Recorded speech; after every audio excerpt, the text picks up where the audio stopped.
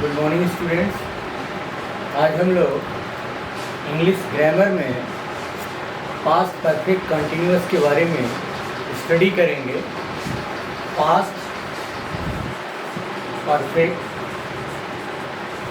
Continuous tense, affirmative sentence,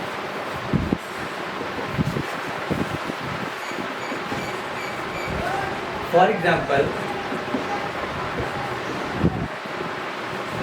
वह 2 घंटे से एक पुस्तक पढ़ रहा था। वह 2 घंटे से एक पुस्तक पढ़ रहा था। आप देखेंगे इस सेंटेंस में कि वाक्य के अंत में रहा था, रही थी, रहे थे लगा रहता है और समय का बोध होता है। वह 2 घंटे से पढ़ रहा था। जब इसको इंग्लिश ट्रांसलेट करेंगे आप तो इसका रूल है, सबसे पहले सब्जेक्ट लिखेंगे, उसके बाद हैड बीन, उसके बाद वर्ब का फर्स्ट फॉर्म, फिर आईएनजी, उसके बाद सिंस या फॉर का यूज करते हैं। वह 2 घंटे से पढ़ रहा था, तो जब आप इसको ट्रांसलेट करेंगे तो लिखेंगे he had been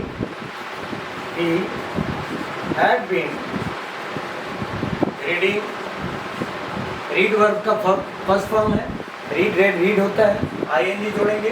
he had been reading, क्या पढ़ रहा था? a book। ये object he had been reading। यहाँ पर बच्चों ऑब्जेक्ट छूट गया था। ऑब्जेक्ट लिखते हैं, उसके बाद सिंस या फॉर लिखते हैं। तो he had been reading a book for 2 hours। अब सवाल उठता है कि सिंस का यूज़ कहाँ करते हैं और फॉर का यूज़ कहाँ करते हैं। जब हमने आपको बहुत पहले बताया था प्रेजेंट परफेक्ट कंटिन्यूअस डिस्कशन करते समय, तो उस वक्त हमने बताया था, लेकिन आज फिर मैं एक बार बता दे रहा हूँ कि सिंस का यूज़ कहाँ करते हैं। सिंस का यूज़ करते हैं निश्चित समय के लिए, निश्चित समय यानी सर्टेन टाइम के लिए। जैसे कहा जाए कि संडे से, रविवार से, तो सिंस संडे, ओके, या जन्म से ही, तो सिंस चाइल्डहुड, या किसी वर्ष से कहा जाए कि 1950 से, वह कलकत्ता में 1950 से रह रहा था, तो वहाँ पर सिंस का यूज होगा। तो जहाँ निश्चित समय होगा वहाँ पर हम देखेंगे कि सिंस का यूज होता है, और फॉर का यूज हम अनिश्चित समय के लिए करते हैं। अनिश्चित समय से तात्पर्य है कि जैसे 2 घंटे से, 2 दिनों से, या महीने से, 4 महीने से, तो ऐसे के लिए हम फॉर का यूज करते हैं। वह 2 घंटे से एक पुस्तक पढ़ रहा था, तो ऐसे सेंटेंस को जब हमने ट्रांसलेट किया तो लिखा ही had been reading a book for 2 hours. यह किसान, एक और एग्जांपल देखें, यह किसान पिछले सोमवार से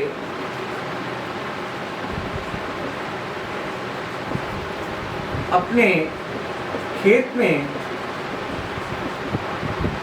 हल चला रहा था या खेत जोत रहा था।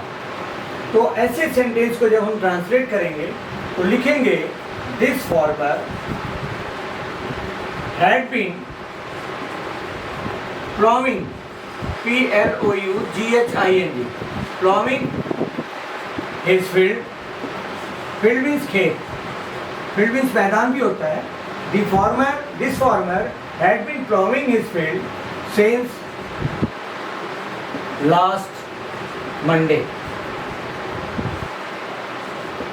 बच्चों आपने देखा कि सिंस का यूज कहाँ करते हैं और फॉर का यूज कहाँ करते हैं। ये अफर्मेटिव सेंटेंस था पास्ट परफेक्ट कंटिन्यूअस टेंस का। अब इसके बाद आता है नेगेटिव सेंटेंसेस। नेगेटिव सेंटेंसेस में नॉट का यूज करते हैं। जैसे वह 2 घंटे से अपना काम नहीं कर रही थी। रहा था, रही थी का बोध हो रहा है, और उसके साथ समय का भी बोध हो रहा है, और इसमें नहीं का बोध हो रहा है, इसलिए ये निगेटिव सेंटेंस है। तो ऐसे सेंटेंसेस को जब हम इंग्लिश ट्रांसलेट करते हैं तो इसका रूल है कि सबसे पहले हम सब्जेक्ट लिखेंगे, उसके बाद हैड नॉट बीन, फिर वर्ब का फर्स्ट फॉर्म, फिर आईएनजी जोड़ेंगे उसमें, उसके बाद ऑब्जेक्ट, उसके बाद सिंस या फॉर का यूज करते हैं, सिंस या for.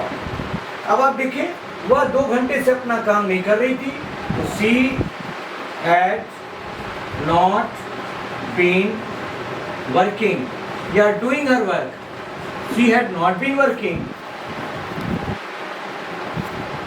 For 2 hours।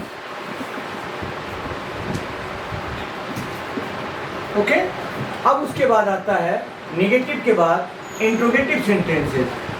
Interrogative sentences, प्रश्नवाचक वाक्य। इसमें क्या का बोध होता है? जैसे क्या वह 2 घंटे से,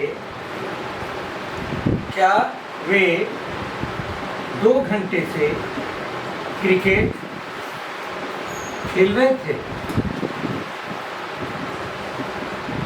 तो इसको जब हम ट्रांसलेट करेंगे तो इसका रूल है, सबसे पहले हैड, उसके बाद सब्जेक्ट, उसके बाद बीन, वर्ब का फर्स्ट फॉर्म प्लस आईएनजी, फिर ऑब्जेक्ट, उसके बाद सिंस या फॉर का यूज करते हैं। जब आप इसको ट्रांसलेट करेंगे कि क्या वे 2 घंटे से क्रिकेट खेल रहे थे, तो इसको ट्रांसलेट करते समय लिखेंगे कि हैड, उसके बाद waking is day, been playing cricket for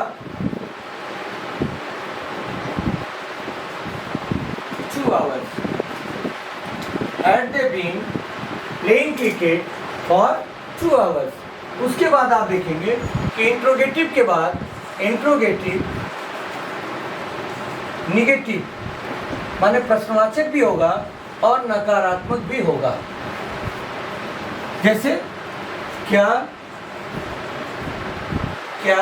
बच्चे 2 घंटे से नदी में तैर रहे थे। क्या बच्चे 2 घंटे से नदी में नहीं तैर रहे थे। माने इंट्रोगेटिव भी है और इसमें निगेटिव भी है।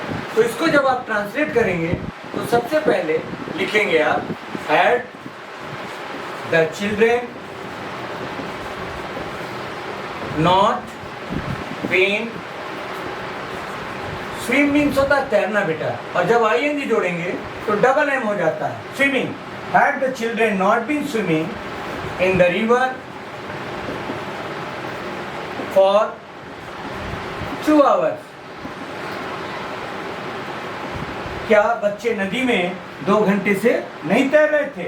Had the children not been swimming in the river for 2 hours। अब इसी तरह से आप और भी एग्जाम्पल्स ले सकते हैं कि क्या विद्यार्थी सुबह से कक्षा में नहीं पढ़ रहे थे। क्या विद्यार्थी सुबह से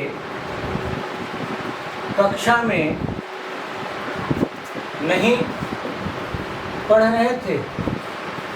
अब इसको ट्रांसलेट करेंगे आप तो लिखेंगे had the students not been reading in the class since morning। चूंकि ये निश्चित समय है इसलिए आप since का प्रयोग करेंगे, और जब अनिश्चित समय होगा तब आप for का प्रयोग करेंगे। ठीक है बच्चों, समझ में आई बात। अब इसी तरह से और भी आप वाक्य होंगे उनको आप ट्रांसलेट करेंगे। Okay, thank you.